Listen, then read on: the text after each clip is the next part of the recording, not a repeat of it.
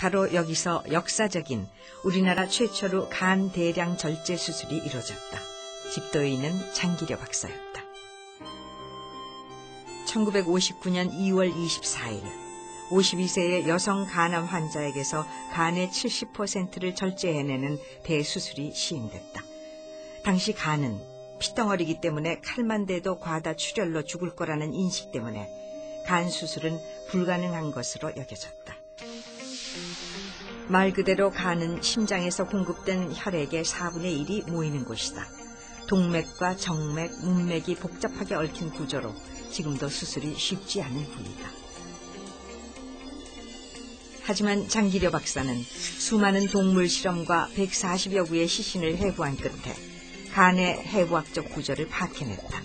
그 결과 출혈을 최소화할 수 있도록 간엽을 8구역으로 구분했고 대량 절제에 성공한 것이다.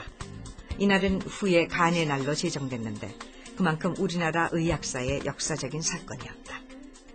보통 우리 간이 회복돼 보면 이쪽에 왼쪽이 35%, 오른쪽이 65% 기능을 담당을 하고 있거든요.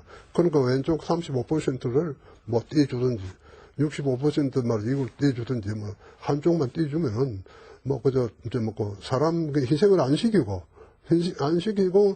죽을 사람을 살릴 수 있는 그 아이디어가 제일 핵심입니다. 그게 지금 이제 보편화된 겁니다.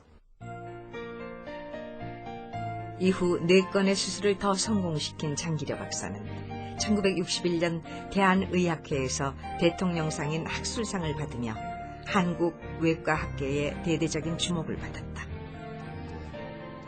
52세 여자 스티커 할아버지. 중요한 것은 철저한 해부학적 연구를 토대로 했기에 출혈과 간의 손상을 최소화하면서 간 기능 회복을 앞당기기 위한 그의 수술법이 오늘날 외과의들에게도 수술의 기본이자 교과서로 통하는 것이다. 맥간이나 혈관 결찰법이나 수술 기법이 연연히 이어져 와서 현재의 수술과도 거의 동일하다고 이야기할 수 있습니다. 간장학의 어떤 기초가 되고 또 간 외과 수술에서 기초를 맡아시다고 이야기할 수가 있겠습니다. 이후 1988년 서울대 김수태 교수가 국내 최초로 뇌사자의 간을 소년에게 이식하는 수술을 성공시키며 미개척지였던 간 외과의 발전은 급물살을 타게 됐다.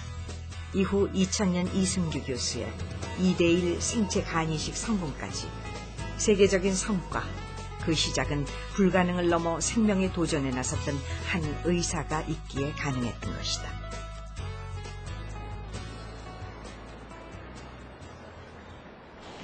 보금병원의 간연구소엔 오늘도 연구가 활발히 진행 중이다.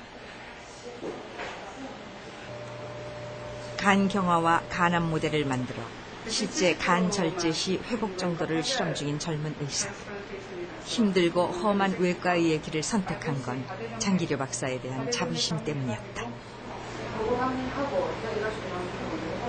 장기려 박사님의 그 교훈 중에 여러 가지가 있겠지만 사랑으로 하지 않으면 말이든 행위든 사랑의 동기가 아니면 하지 말라는 그런 그 성삼 사문이 하나 있습니다.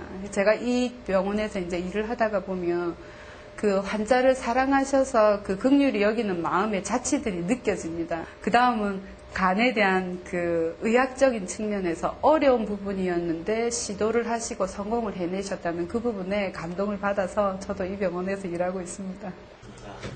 매주 금요일 아침 7시 외과 컨퍼런스가 열리는 시간.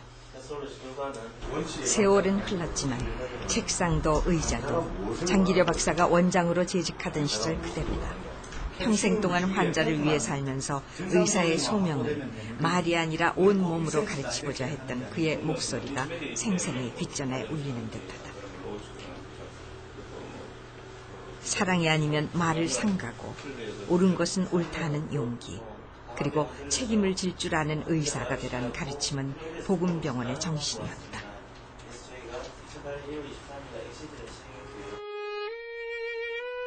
부산에선 보금병원 간다는 말을 장 박사 보러 간다는 말로 대신했을 정도였다. 행여병자나 치료비가 없어 죽어가던 환자를 기꺼이 거둬준 장기려 박사. 그가 유일하게 화를 낼 때는 가난한 환자를 홀대하거나 치료비를 독촉하는 모습을 볼 때였다.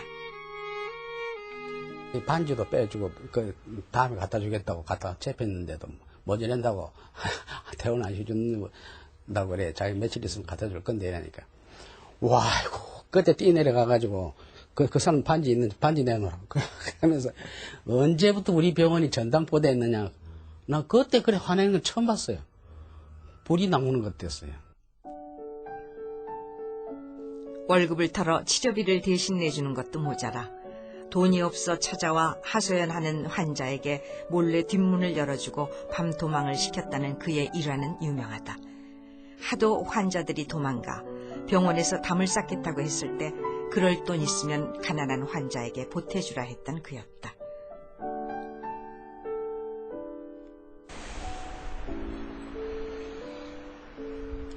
장기료 박사에게 환자는 돈이 있건 없건 그저 소중한 생명이었던 것이다.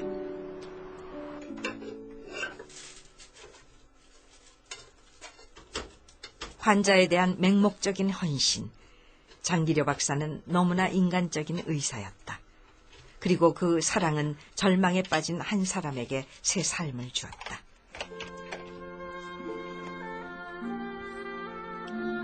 강직성 척수염으로 머리와 양팔을 빼곤 온몸이 마비돼 움직일 수 없는 이동기 씨. 이렇게 창문을 열고 거울을 통해 바깥을 보는 것이 그의 세상 구경의 전부다. 한때 세상은 죽음보다 깊은 절망이었지만 지금은 그저 아름다울 뿐. 20살 때 행여병자 수용소에 누워 죽음만 기다리던 시절 장기료 박사는 그를 데려다 포기하지 않고 3번이나 수술을 해주었다. 끝내 몸은 마비됐지만 그는 새 삶을 얻었다.